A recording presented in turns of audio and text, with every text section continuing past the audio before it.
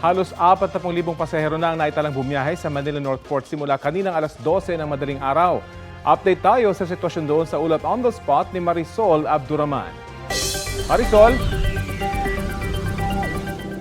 Rafi, maayos pa naman ang sitwasyon dito sa Manila North Port Terminal. Mamayang gabi pa kasi inaasahan ang biyahe ng barko papunta sa probinsya. Pero may mga dumating na Rafi kanina na galing sa ibang probinsya na dito naman magsisimana Santa sa Manila. Bagamat halatang pagod galing sa ilang araw na biyahe, kita pa rin ang saya ng mga dumating kanina sa Manila North Port Passenger Terminal. Galing Bukidnon at Cebu ang biyaheng dumating kanina. Ang ilan sa kanila dito pinili magsimana Santa.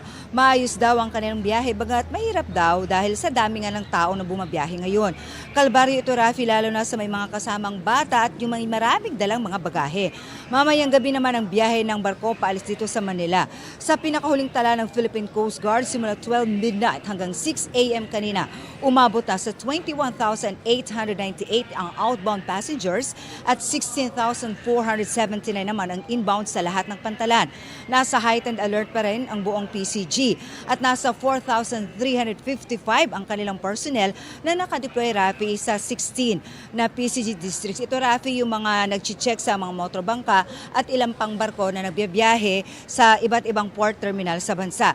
Rafi, gaya na yung nakikita dito sa ating likuran, malinis at halos wala nga tayong nakikitang pasahero dahil yung iba nasa loob na sa pre-departure area na kung tawagin na naghihintay ng kanilang biyahe mamayang gabi papuntang Bukidnon. Pero alam mo, ang nakakatuwa lang, nakabagamat mas marami ang authorities na nakikita natin kumpara sa mga pasahero, nananatiling mahigpit ang seguridad na kanilang ipinapatupad.